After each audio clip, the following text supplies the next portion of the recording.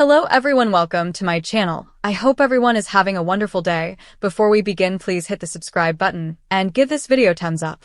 Ridge Forrester found himself on the verge of another emotional cliff in the sun-drenched hills of Los Angeles, where Forrester Creations' fashion empire buzzed with ambition, and the air carried the slight aroma of eucalyptus mingled with costly perfume.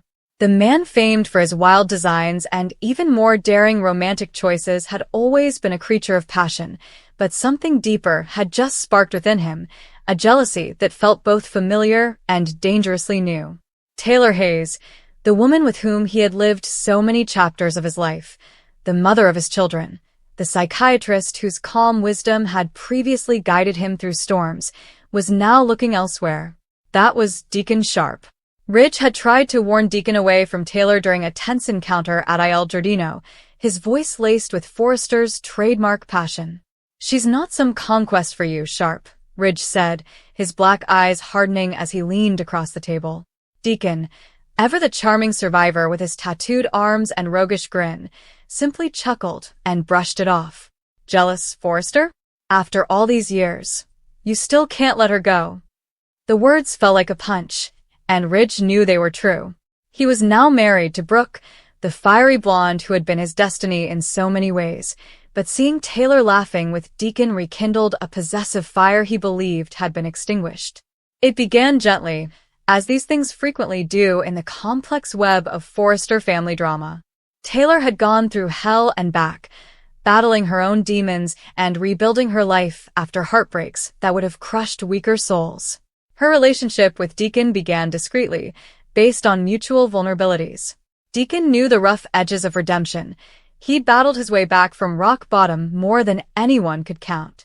With Taylor, he discovered a companion who saw beyond his troubled past, someone whose professional acumen as a therapist complemented his street-smart resiliency. They had private dinners, late-night chats that lasted until dawn, and a chemistry that astounded even them. Taylor felt liberated by the opportunity to move out of the shadow of the endless Ridge-Taylor-Brooke triangle and claim something truly her own. But Ridge could not ignore it. During meetings at Forrester Creations, where designs of flowing dresses and crisp suits adorned every surface, his thoughts wandered. Steffi, his tenacious daughter and co-CEO, noticed the change first. "Dad, you're distracted," she commented one afternoon, her voice piercing with alarm as they looked over the latest collection. "Is this about Mom and Deacon? Because if it is, you need to let it go. You're with Brooke now." Ridge dismissed it with a typical sneer, but within, the obsession was growing. He recalled Taylor's way of tilting her head when she was deep in contemplation, the soothing touch of her hand on his arm amid family difficulties, the nights they spent talking about their children, Thomas and Steffi, and the complicated heritage they shared. Jealousy has a way of sneaking in like fog over the Pacific, clouding reason and exaggerating every detail. Ridge began looking for reasons to cross paths with Taylor.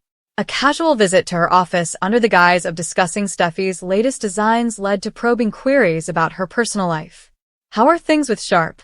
Is he treating you well?" he'd ask, his tone calm, but his eyes betraying the tempest beneath. Taylor, as insightful as ever, would smile softly and say, "Ridge, we're happy. You should focus on your own marriage." But her words simply fueled the flames. In his opinion, Deacon was completely unsuitable for her, too unpredictable, too linked to LA's darker underbelly, with his connections to Sheila Carter and the never-ending cycle of problems that trailed him. Taylor deserved stability, elegance, and someone who knew the Forrester universe. Someone like him. Brooke Logan Forrester, meanwhile, saw a shift in her husband almost immediately. She had known Ridge longer than anybody else, through marriages, divorces, betrayals, and reconciliations that had become legends in their soap opera existence. Brooke was no stranger to the allure of the past.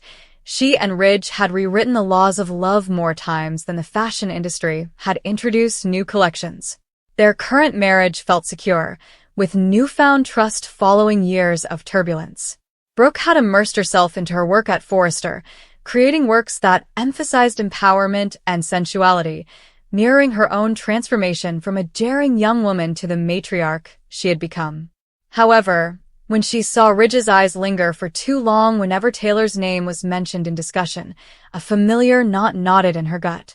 Brooke gently confronted him one evening as the sun set low over the horizon, throwing golden hues through their home's enormous windows. They sat on the terrace, a bottle of wine between them, while the city lights twinkled like distant stars below. "Ridge, talk to me," she murmured softly but firmly, her blue eyes scanning his face. "You've been different since Taylor started seeing Deacon. Is there something you're not telling me?" Ridge paused, running his hand over his salt and pepper hair. He adored Brooke.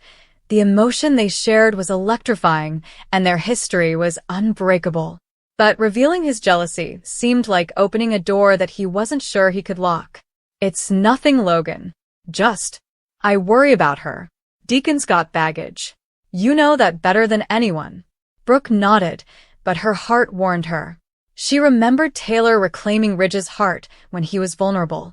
History had a nasty knack of repeating itself inside their circle. Ridge's passion grew stronger as the days and weeks passed.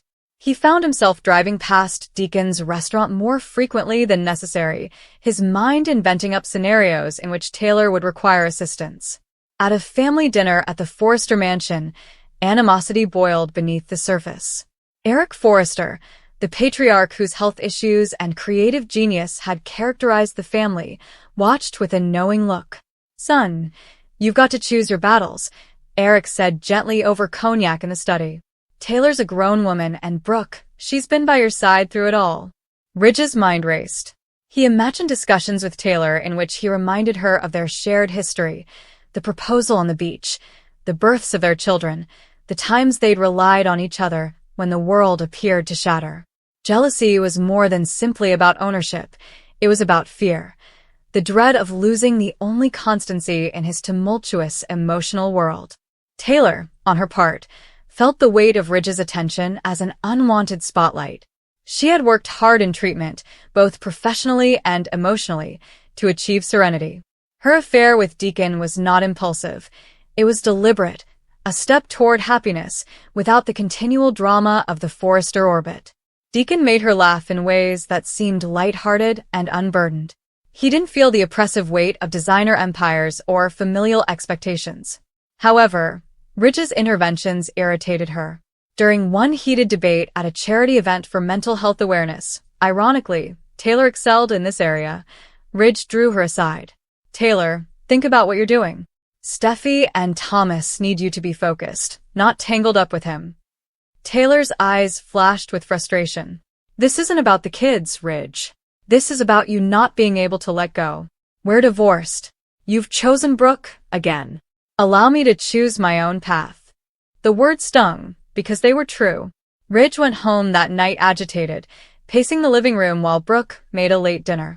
She watched him calmly, her mind rehearsing the cycle. Ridge's jealousy had always been a forerunner to larger changes. In the past, it had resulted in passionate reunions, heartfelt confessions, and occasionally catastrophic sadness.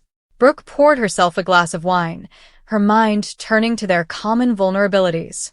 She'd fought for Ridge numerous times, against Taylor, her own fears, and the allure of other men like Bill Spencer, who had previously appeared to be realistic options. Now, as a grown woman who had established her own legacy, Brooke wondered if her concern was justified. Was Ridge's preoccupation a passing phase, or the start of another seismic shift in their relationship? The following week, the Forrester Creations showroom was buzzing with excitement as preparations for the forthcoming fashion show ramped up. Models floated through fittings, fabrics whispered against skin, and Ridge plunged himself into the task with his typical enthusiasm. Despite the confusion of pins and measures, his phone calls to Taylor intensified. "Just checking in," he'd remark, concealing his concern as paternal care for the mother of his grown children. Steffi approached him straight in the design office, her Forrester fire equaling his. "Dad, Mom is happy with Deacon. Stop inserting yourself. You're going to push Brooke away if you keep this up." Ridge defended himself, claiming it was protective instinct, but Steffi recognized the preoccupation for what it was, a man struggling with the possibility that Taylor may genuinely move on. Brooke's reason for concern solidified during a quiet period at home. She uncovered a sketch Ridge had made unintentionally, not of a new gown, but of Taylor's profile, exquisite and thoughtful, the lines reflecting a compassion he rarely showed in words. Her heart fell. Brooke had always been the bold one, the Logan who raced ahead with confidence, but this seemed like a shadow cast over their repeated vows. She faced him again, this time with greater urgency. Ridge, if you're still carrying a torch for Taylor, I need to know. I won't compete in a race that's already rigged by history. Ridge drew her close, his hug intense. It's not like that, Brooke. You're my wife, Logan. This is just old habits. But doubt lingered in his voice, as well as hers. Meanwhile, Taylor and Deacon's relationship grew stronger. They went to a low-key concert in the Hollywood Hills, hands interlaced, laughing as the music filled the night air. Deacon murmured promises of a simpler existence, away from Forrester's scrutiny. Taylor felt noticed and respected for who she was today, rather than who she had been in the eternal triangle. However, she couldn't ignore the tangled feelings she still had for Ridge. He was the father of her children, and he had shaped so much of her adult life. When Taylor learned of Ridge's increased interference through Steffi, she determined to confront him. A meeting in a neutral cafe overlooking the ocean provided an opportunity for raw honesty. Ridge, your jealousy is hurting everyone, Brooke, the kids, and even me. If you care about me as you say, let me have this. Ridge listened, his jaw tightened, but the fixation did not go away easy. Back at Forrester, he confided largely in Carter Walton, the devoted COO whose own romantic relationships had taught him about boundaries. I just don't trust Sharp with her, Ridge acknowledged. Carter lifted his eyebrow. Or is it that you don't trust yourself around her? The question weighed heavily, pushing Ridge to look in the mirror of his soul. Jealousy frequently conceals deeper realities, and for Ridge, Taylor's new chapter represented a dread of irrelevance, as well as the understanding that time and choices had changed their bonds. Brooke, ever resilient, turned her worries into action. She delved deeper into her art, collaborating with Hope on a new collection that highlighted second chances and female resilience. However, in private, she journaled her anxieties, filling pages with observations on the complexity of love. She remembered Ridge's relentless passion as they exchanged wedding vows. But love in their world was never easy. It was a tapestry of passion, betrayal, forgiveness, and never-ending second acts. Brooke steeled herself as rumors circulated around the family, with Donna Logan chatting with Katie and Liam Spencer providing unsolicited advice. If Ridge's obsession grew, she would confront it with the same bravery that distinguished her. Eric and Donna hosted a family meal when the tension reached its height. The table heaved under exquisite food, but the atmosphere was alive with unsaid words. Thomas and Steffi exchanged glances, detecting undercurrents. When Deacon's name came up casually in conversation, Ridge's reaction was telling, a tightened hold on his fork, a fake smile that did not reach his eyes. Brooke watched, her heart hurting with love and anxiety. Later, in the privacy of their bedroom, she expressed her deepest concern. If this jealousy turns into obsession, Ridge, what does that mean for us? I've fought for you my entire life. I won't do it if your heart is divided. Ridge kissed her forehead and murmured reassurances, but sleep eluded him that night. He remained awake, staring at the ceiling, memories flooding in, Taylor's laughter ringing from years before, Brooke's passionate declarations that had drawn him back repeatedly. Their brave and magnificent lifestyles were never free of cost. Obsession, like an ill-fitting clothing, may unravel everything if not addressed. Ridge's behavior became more noticeable over the course of several weeks. He accidentally ran into Taylor and Deacon at a gallery opening, transforming a lovely evening into a tense standoff. Deacon, unfazed, joked, "Still playing protector, huh? Some things never change." Taylor drew Ridge aside afterward, her voice laden with frustration and lingering concern. "This has to stop, for all of our sakes." Ridge agreed, but a seed of doubt had been planted in his head. Was he fighting for Taylor's safety, or was he battling the ghost of what they once had? Brooke's fear turned into quiet determination. She sought advice from her sister Katie, whose own difficult relationship with Bill had honed her understanding of possessive love. "Don't ignore the signs, Brooke," Katie said over coffee at a chic cafe. "You've rebuilt yourself so many times. You deserve a love that's fully yours." Inspired, Brooke arranged a romantic retreat for her and Rich, a weekend in Malibu, away from the constraints of LA, hoping to reignite the spark that had always characterized them. Ridge's phone chimed with a text from Steffi about Taylor's current plans with Deacon, distracting him as they packed. In the fashion world, where every seam and silhouette told a narrative, the Forresters' personal crises paralleled the daring designs on the catwalk. Rich channeled his confused emotions into a new group of designs that contrasted strong lines with soft, sensitive drapes, possibly a subconscious mirror of his inner struggle. Colleagues muttered, but no one dared to challenge the creative genius directly. Taylor, meanwhile, found strength in her decisions. Therapy sessions with coworkers reminded her of the value of limits, and her relationship with Deacon provided a welcome contrast to the intensity of her past with Ridge. They talked about future possibilities, maybe a journey away from the spotlight, a chance to establish something simple. However, LA's interwoven circles made escape difficult.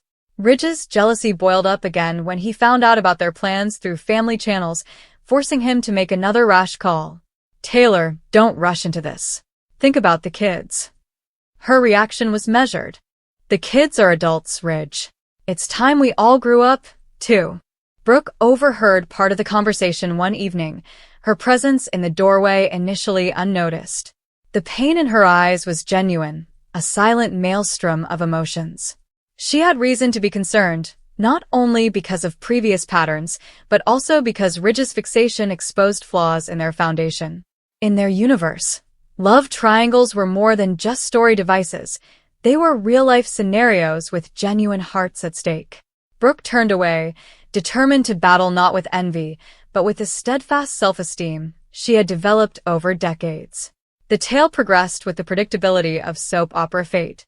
Ridge's jealousy caused a massive squabble at Forrester Creations when he and Deacon almost came to blows over Taylor's honor. Security intervened, but the devastation spread across the household. In a struggle of loyalties, Steffi supported her mother while Thomas supported his father. Eric mediated as best he could, reminding everyone of the value of forgiving and moving on.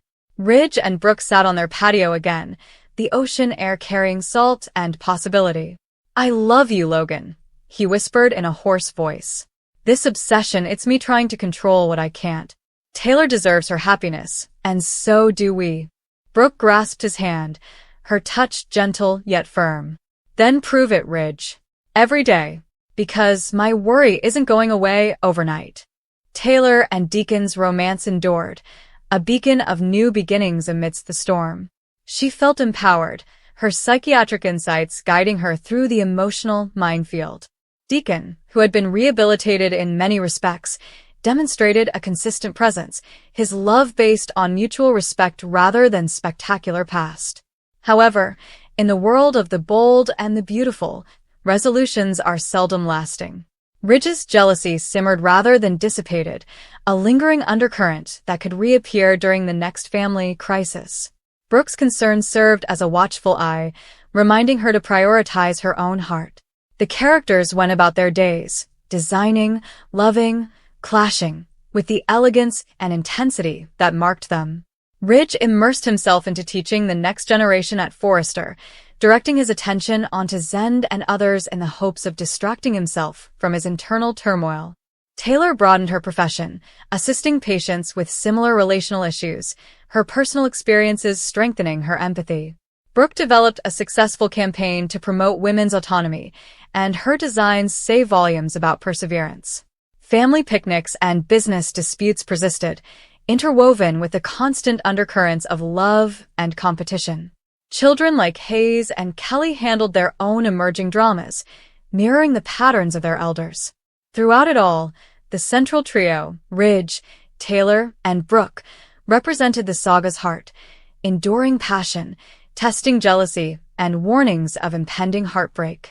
As the months went, minor changes happened. Ridge's calls to Taylor became less frequent, and he spent more time with Brooke. They rediscovered common joys, such as dancing in the living room to old music and working together on designs that combined their ideas. Taylor and Deacon experienced their own obstacles, including external criticisms based on Sheila's residual influence, but their bond remained strong. Brooke's initial concern began to subside, but she remained vigilant. In quiet moments, she thought on her journey from adolescent rivals to older women who had loved and lost the same man. Taylor, too, took solace in her independence, occasionally engaging in warm but platonic conversations with Ridge for the sake of their family. The fixation that threatened to unravel threads really showed the power of their own pathways. Ridge discovered that true love was about release rather than possession. Brooke proved her worth above any triangle. Taylor accepted a future unhindered by old obsessions. In the glittering world of Los Angeles fashion and family legacies, the brave continued to dream, while the beautiful endured. Jealousy had challenged them, fear had strengthened their resolve, and in the end, each found some peace. Though, as with soap operas, the next twist was always on the horizon, promising more drama, passion, and reason.